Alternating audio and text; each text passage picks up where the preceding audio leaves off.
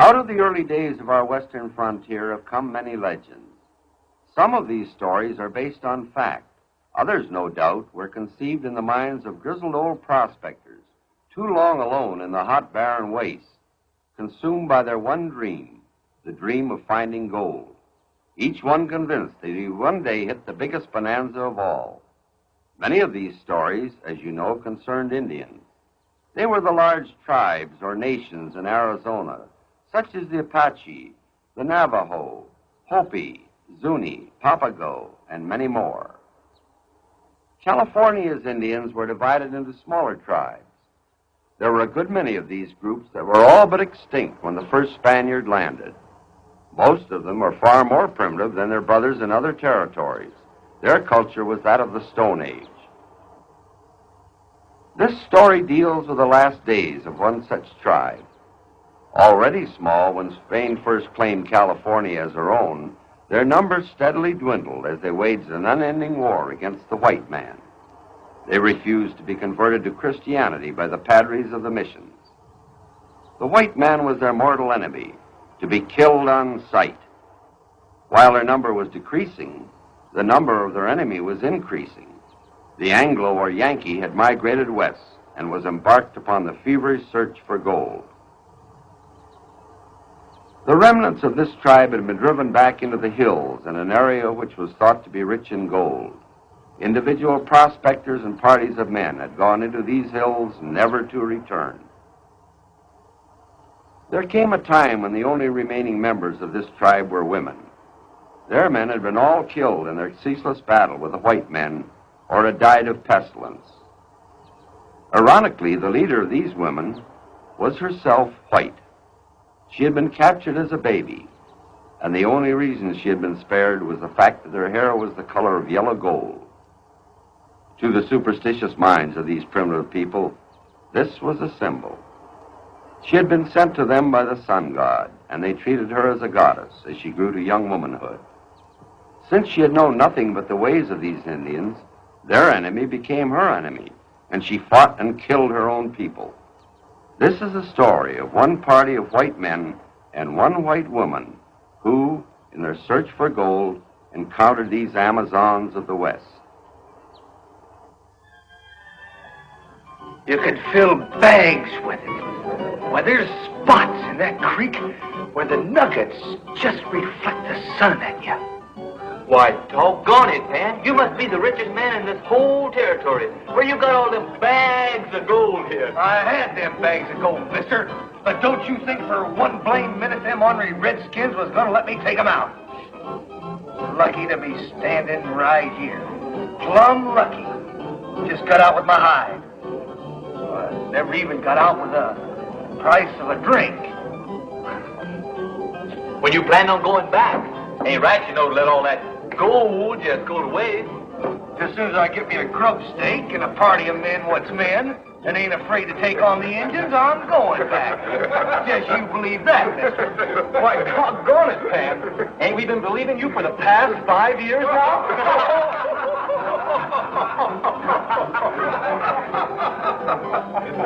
Hey, Pan, come on back and get your drink.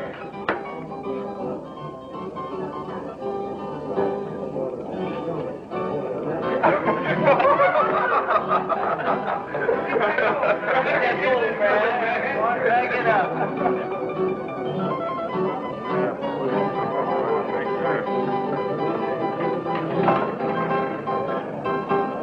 What was going on down there? Oh, that's the boys. They have quite a time with Pan. Pan? Pan Taggart. That's Pan for Panhandler. I don't know what his name is. What about this story he's telling about the gold? I don't reckon you've been around here very long, have you, Mr. Potter. Mulvey Potter. The wife and I just got in yesterday afternoon. We're staying at the Harley boarding house. Oh, well, that explains everything. Yeah, Pan, he's been telling that story around for years. Why, I'm surprised he hasn't already told you the story. You know, strangers are his best customers. He sure tells it like it was the truth. He's been telling that story so long, I think he believes it now. Yeah, I guess it could be that way. Now, what do you have? Oh, nothing, thank you. I'm not a drinking man. Fact is, wife doesn't allow it. I was going to ask you if you knew of some little business a man might get into. You get to hear about everything that goes on in town. Well, if you've got the right kind of money, I happen to know that you can pick this place right up. You put some music out there, and you get some nice, shapely, entertainers. And then you cut that red eye in half with, that cheap alcohol. Of course, with me as a partner, sort of keep an eye on things around here for you. Mister, you'd be riding high on the horse. Well, how much will it take to handle it? 5,000. Oh, no, you're talking way over my head. I haven't got that kind of money. Well, mister, you go out there and see old Pan, and for a few dollars, he'll make you rich.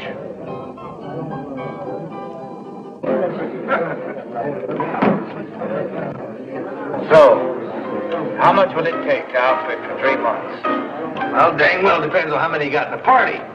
Now, to get in and out of Gold Creek, that's the name I gave it, you gotta have upwards to 6 or 7 guns. And Well, what would we need with all of those guns? There'd only be 2 or 3 of us. Blast it all, man, I'm talking men. 6 or 7 of us, what can handle guns? Well, isn't that cutting the gold a little thin? Oh, it'd take a small army to cut that kind of gold in. Never seen such gold in all your born days. Oh, all right. Now plan on 6 or 7. How much for 3 months? Well, let's say by the time you figure horses, guns, grub, ammunition, little liquor.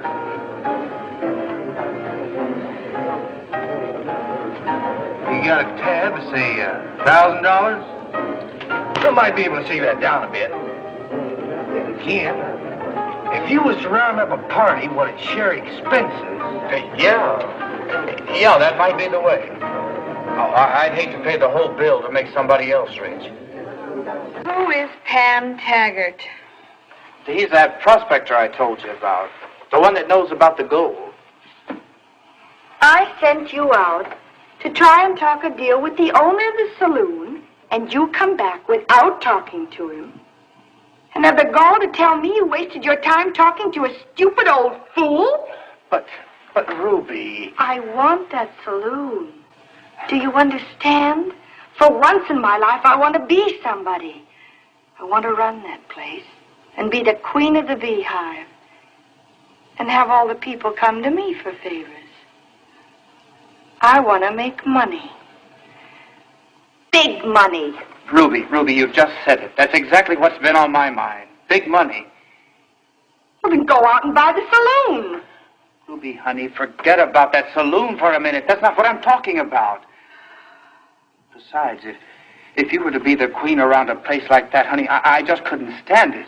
All those men pawing at you. Oh. Ruby, honey, listen to me. Hear me out just this once. Now, we both want big money.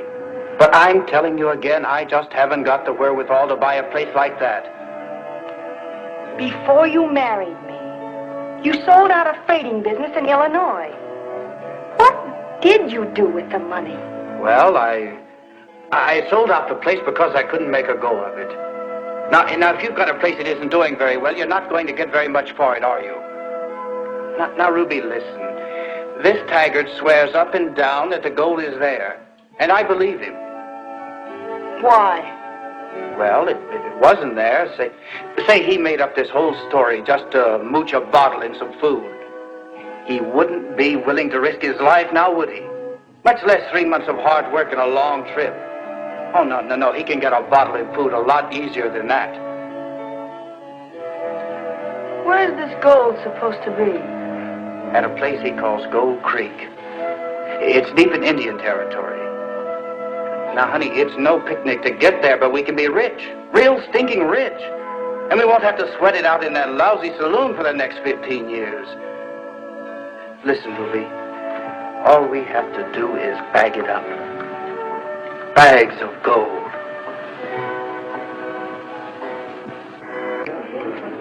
Look, Mike. It's just a matter of time before some joker will drift in from Texas and spot us. When that happens, we're either on the run or rotting in jail. Now listen, Wade. You know I ain't never had no stomach for battling Injuns. Whoever says we're going to have to get to where we have to battle, huh? You mean we just... No, I mean we're getting $300 apiece cash. We're getting grub and plenty of ammunition. When we decide to cut our own trail, you tell me who's going to stop us. Well, 300 ain't much of a stake. Not unless you're planning on going in for that gold by yourself, Condon. No, I'm not. But I figure friend Potter for the rest of a real good stake. Potter's the only fool I know who'll believe Pat Taggart. Oh, how do, Mr. Potter? It's a friend of mine, Mike Horton. He's in on the deal. Howdy. Well, good. Oh, those other two men you told me about, they don't want to come in. Looks like we'll have to spend some more time getting the party up to full force. Hunter, I gave you 2 days. You're up. Either we go now, it's going to cost you $2,000 for me and Horton. I just haven't got that kind of money, Condon. Party's up to 5. Either we go now or we don't go. Now, maybe we should just forget the whole thing. But, well, Taggart's sure not going to like going in short-handed. Well, you just tell Taggart that Condon and me make up 4 men. Yeah, could be. Could be.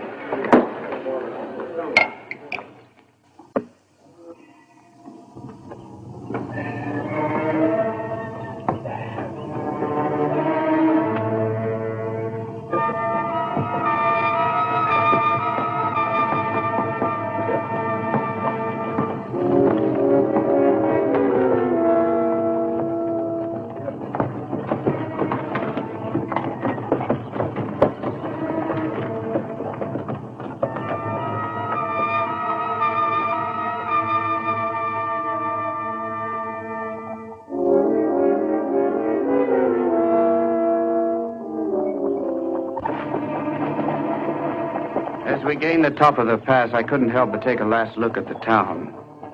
There was a feeling of security down there. While ahead of us, with Ruby it was different. All she wanted to know was whether I was coming or not. When I told her that it might be a long time before we saw the town again, she looked off a moment, and then said, "We'll see it again. I hope."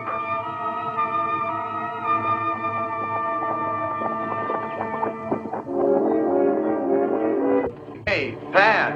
Oh, Tony. Pat.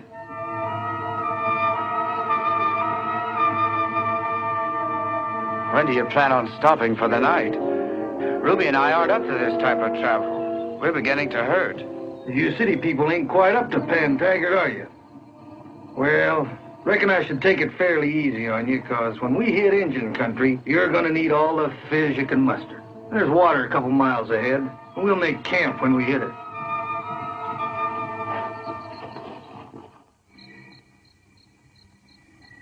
Are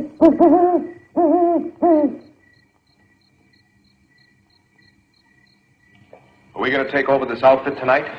It's only been a day out. Too risky. Besides, I have to look into something. I've been seeing you getting cozy with Potter's wife. You ain't planning on anything with her, are you? Look, Mike, you let me decide what's best. And you better do some fast deciding, because I ain't getting my scalp lifted for nobody. All right. We'll do it tomorrow night. Be a lot safer all around. But it's got to be tomorrow night.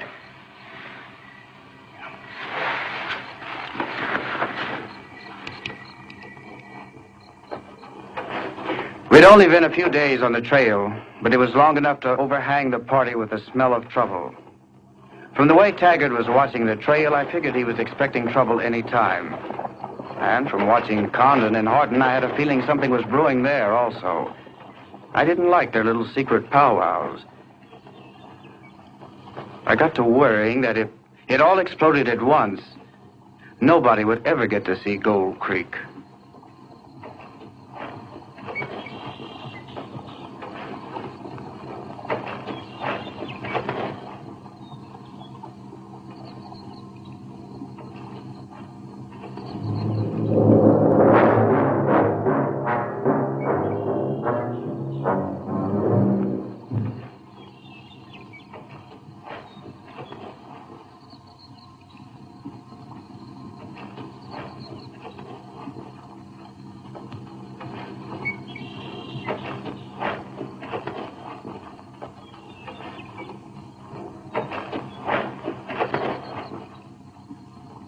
What is it, Taggart?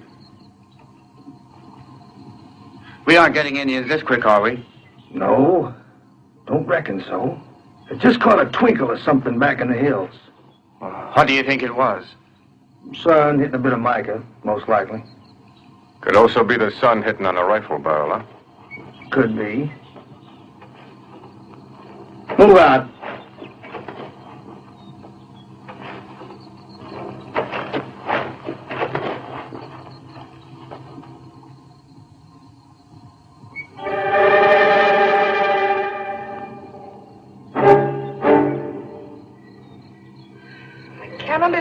Why it's so cold. We were roasting all day. Well, we've climbed about a couple of 1,000 feet since yesterday, Ruby. A higher altitude makes it colder. Oh, shut up. I don't need an explanation from you.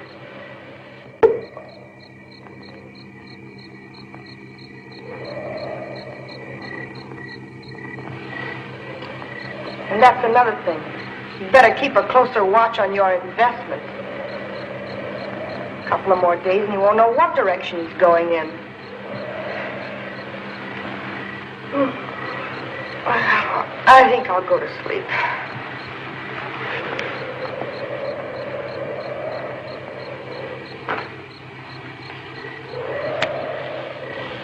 Good night.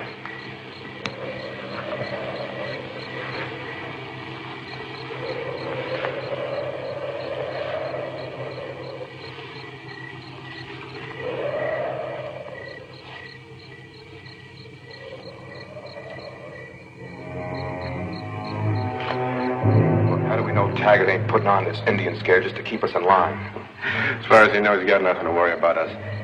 And I caught him giving the hill some pretty sharp looks when he thought no one was looking at him. And that's all the more reason for us to get it over with now, before somebody moves down on us. Something that Potter's wife said. Makes it doubtful who's got the money. What difference does it make who's got the money? We get everything, don't we? Could be in town, you know. Who with? The bartender? What? You've heard of a bank, huh? Oh, yeah. Yeah. Well, it's a chance we'll have to take, that's all. Because I ain't going another step into no Indian country on just a chance of more money. All right. What about Ruby Potter? Same as the rest. Well, you don't think we're going to take her along, do you? I don't see shooting a woman, Mike. Well, if it'll spoil your breakfast, Condon, leave it to me. Because I got an idea that money-grabbing witch is planning on coming out of this alone. All right. Let's get it over with quick.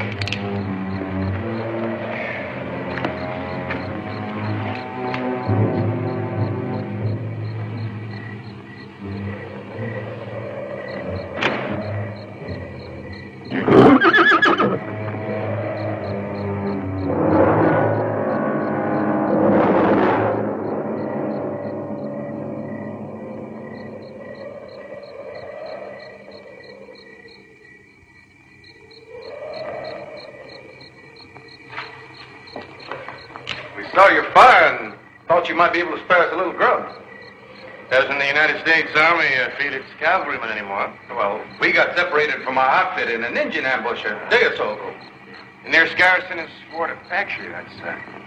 It's about 100 miles away, isn't it? Well, how'd you get here so quick? Well, we were on a scouting mission. About 2 days out when it happened. No. Taggart, we got some company. Seems like they want to bite a grub.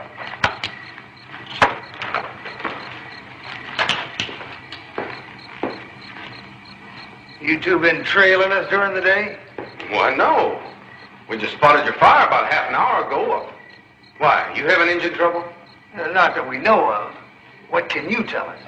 We got ambushed by a strong party at Anvil Rock. Reckon Curtin and me here's the only two that got away. We've been running from them ever since. Sure could use some grub.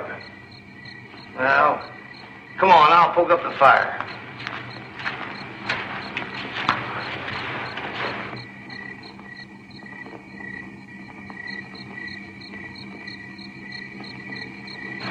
Yeah, I don't like the looks of this. For two men that have been on the run for a few days, they and their horses look pretty doggone good. But they're cavalrymen. Yes, and no. What do you mean? Their gear's Army regulation, but part of what they're wearing's been picked up elsewhere. Well, we better go tell Oh, Condon. now, don't go flying off the handle. How do we know they ain't in together?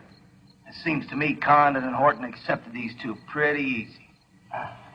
How will we find out? Well, tomorrow morning, we'll tell Condon and Horton that we're aiming on asking the cavalrymen to stick with us to Gold Creek. That'll smoke them out in the open. How so? Well, if they're in cahoots, they'll agree. If they ain't, they won't want to share grub and gold. Yeah. Yeah.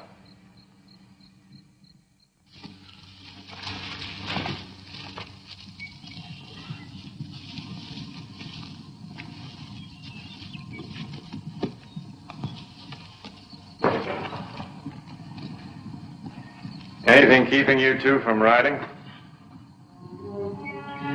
We figured on going your way. Oh. The wrong direction for Fort Apache. We didn't know.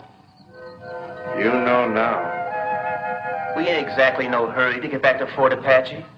To a court-martial for deserting?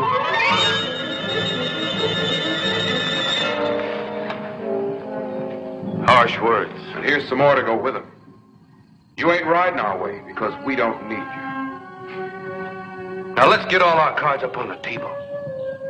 The drunken old fool you got leading you talks a lot when he's drunk and asleep. Now we know what you're out after and we want in. You ain't got a chance in hell. After we overheard you two planning last night? I think you'd better count us in. I think you press your luck far enough, soldier boys. Now let's start riding, nice and easy.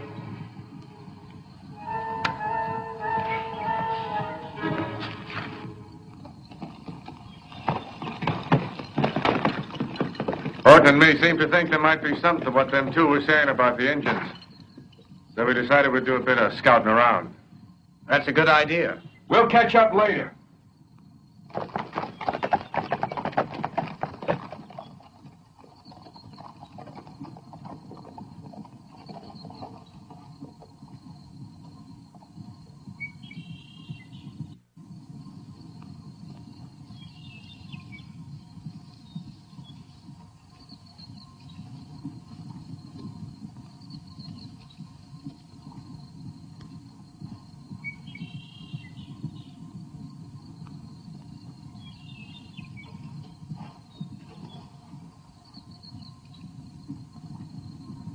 Here they come.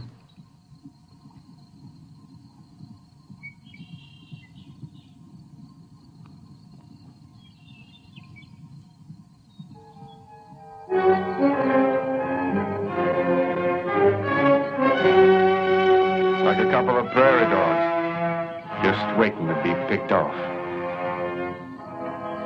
Here's where General Horton passes sentence on a couple of deserters.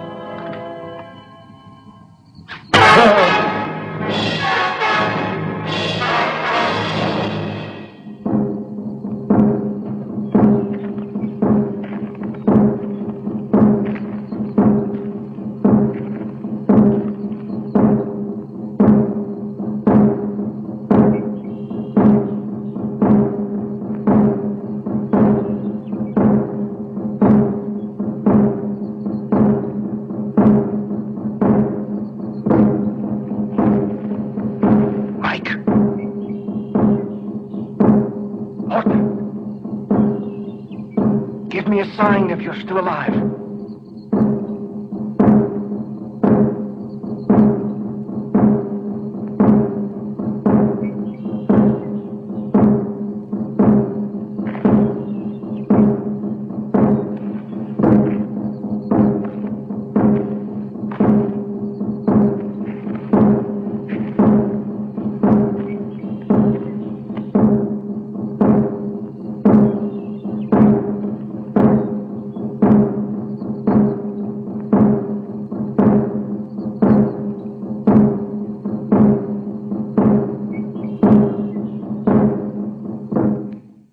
run out on us? Well, I ain't putting a thing past them two. We'll know by...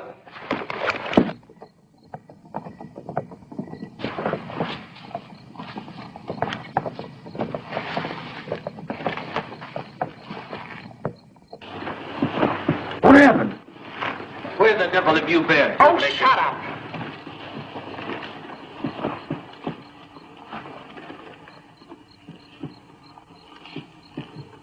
Who got him? I don't know. The arrow just came out of nowhere. Apache.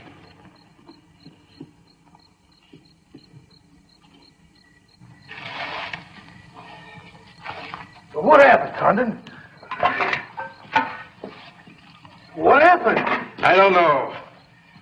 An arrow came out of nowhere. I didn't see a thing before. I didn't see a thing after. That's the Apache's idea of fair play. Then you don't know if there was 1 or 100. There was only one. Else Condon wouldn't be here. I knew we should have hung on to those 2 army men. What chance have we got now? Stop your whining, Potter. Still with us.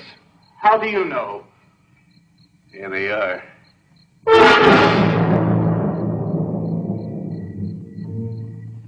Seems like they heard Taggart here talking in his sleep about the gold, huh? You're dang well making that up, Condon. Because I got a notion you're in cahoots with them two. Condon. Better save your fighting for the Indians.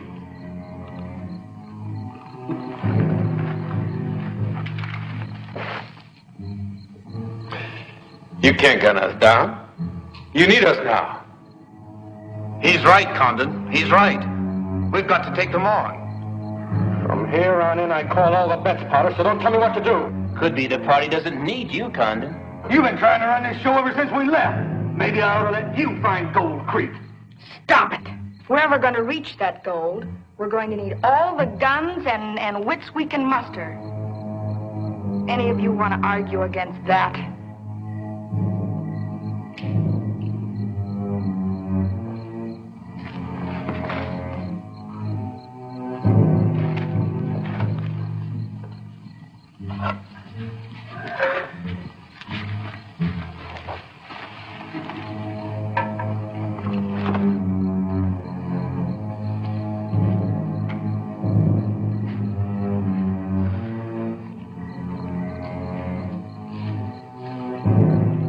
Whose side are you on, Mrs. Potter? Why, the side that offers the most. Would you care to make a bid? I might. I have to write it out or I bring it in person. Try the personal.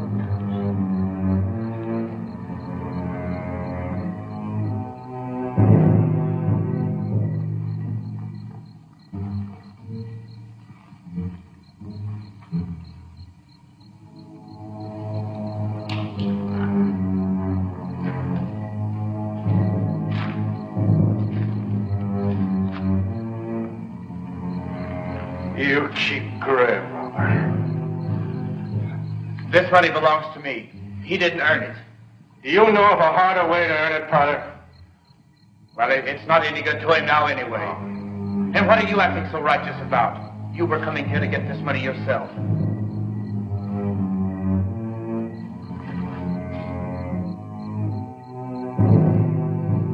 What have you been up to? Nothing that concerns you. What'd he do? Taking his money back from Horton. Seems like your husband doesn't like people getting killed before they earn their pay.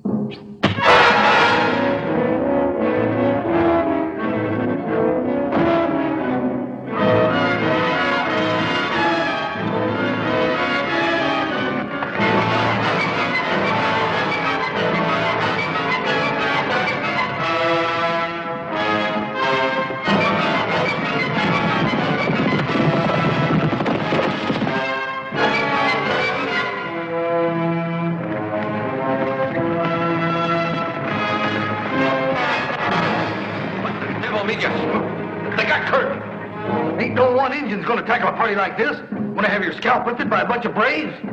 Tiger's right. If it's run, we run. You run anyway. If anybody's got any ideas on going back, they're going back without me. I'm moving ahead, fast as I can.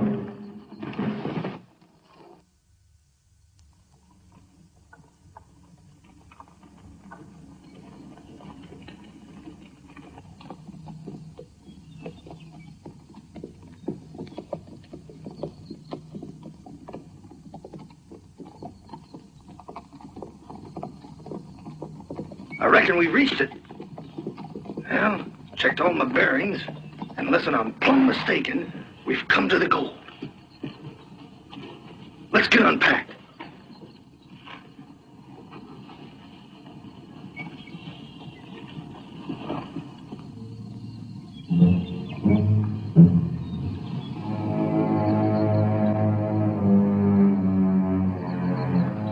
I think your friend Taggart had a few too many to drink along the way. What do you mean, Ruby? Well, I'll explain it to you. Have you found any gold yet? No, none. Exactly. That's right. Where is all this gold he was talking about? And where is he? Out in the bush, dead drunk?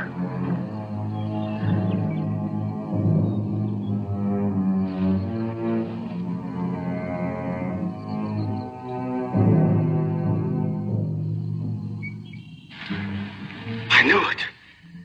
I knew it. I knew I could find the gold again. Gold. Gold! Here it is! Gold! Gold!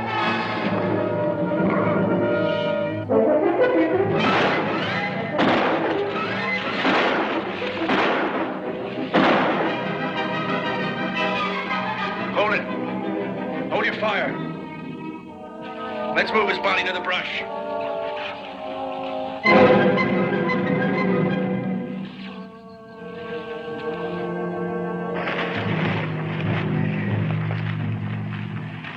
Ruby, you stay here. We'll go search the brush. Come on.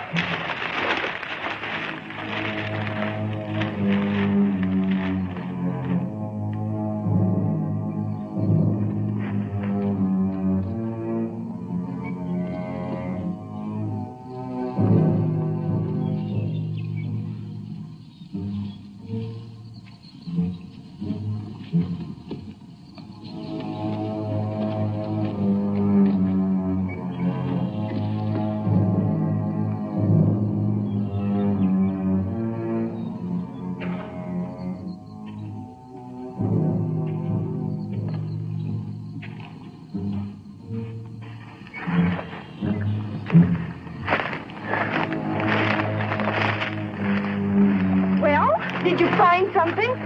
Nothing. Dead or alive. There must be somebody out there. It doesn't make any sense. Oh, don't be waiting around for an Indian to make sense, especially when he's out to kill you. Old Koo tries for 10 years to convince somebody there's gold up here. When he finally makes it back, he gets 1 minute to feel it between his fingers. Then he collects himself a tombstone. I'm sorry it had to be him. Yeah. I could use a drink. I'll join you, Jones.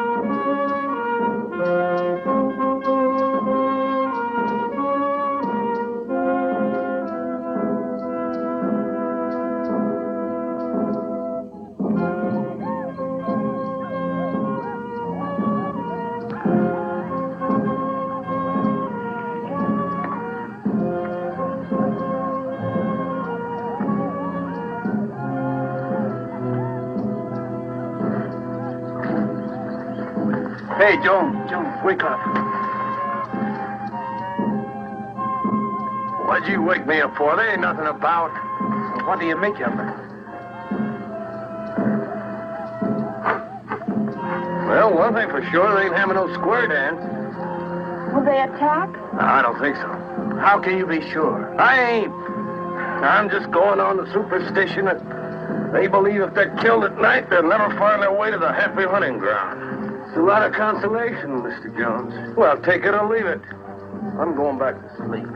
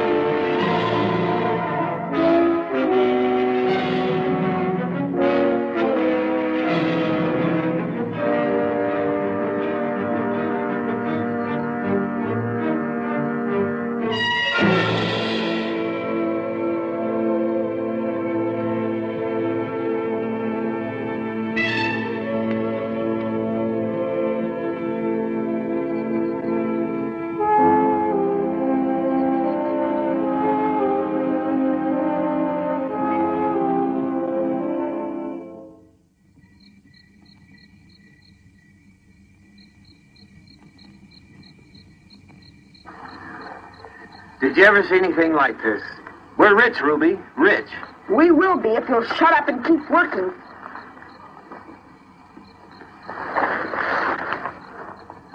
Look at this nugget, Ruby.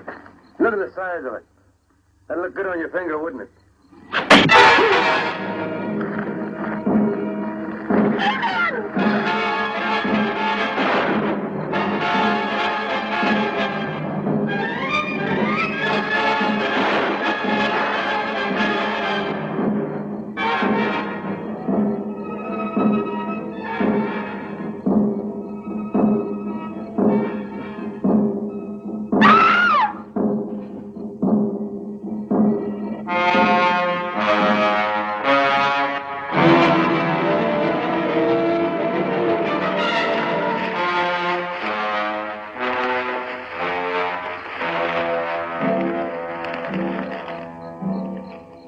She's dead.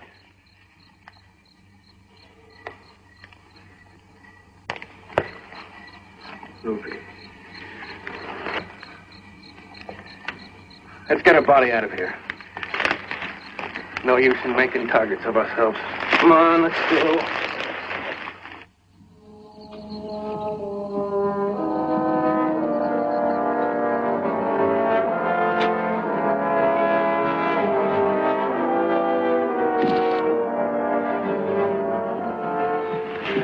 Don't you think we ought to put up some kind of marker? What for? Well, because it's usually done, I guess. Grave seems kind of lonesome without a touch of somebody cared. Oh, you do it then. I'll go look for Jones Gold, huh? Are you planning on getting out tonight?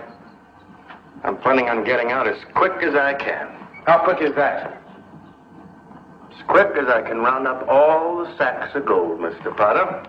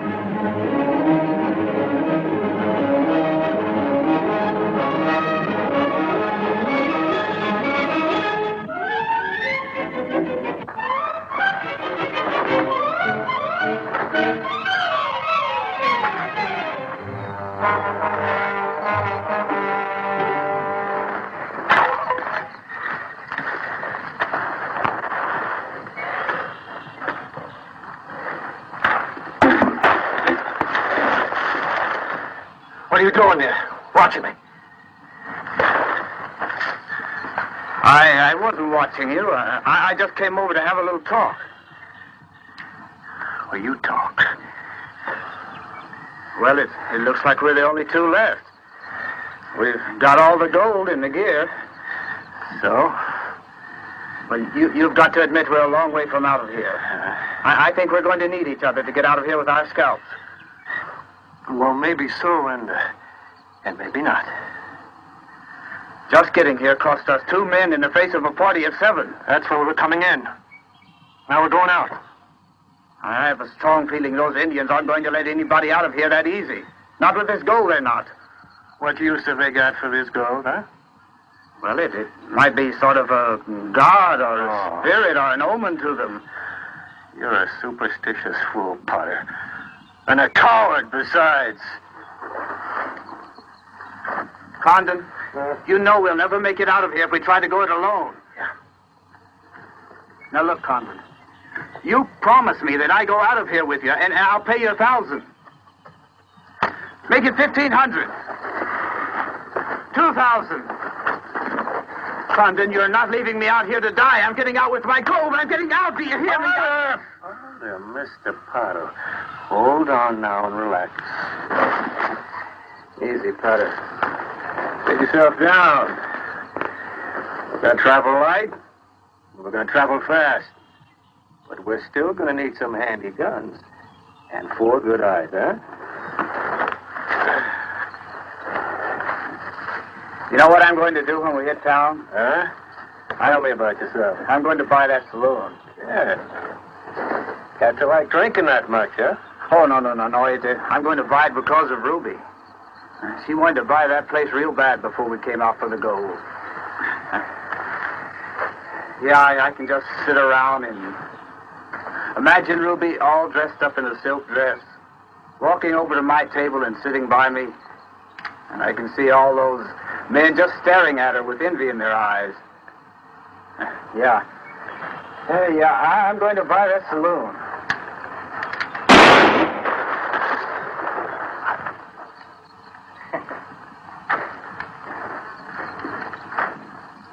When I go to your saloon, Mr. Potter, I'm going to have that drink. For old time's sake, huh?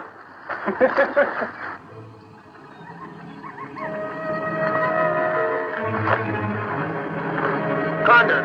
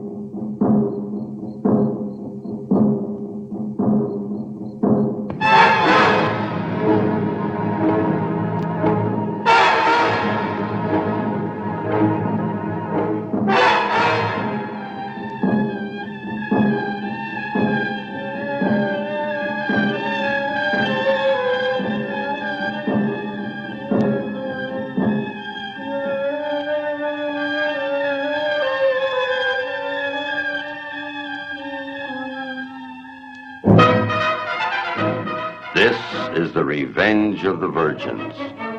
Once again, the trespassers have paid the penalty, and the legend continues. Beware the savage guardians of the Golden Horde.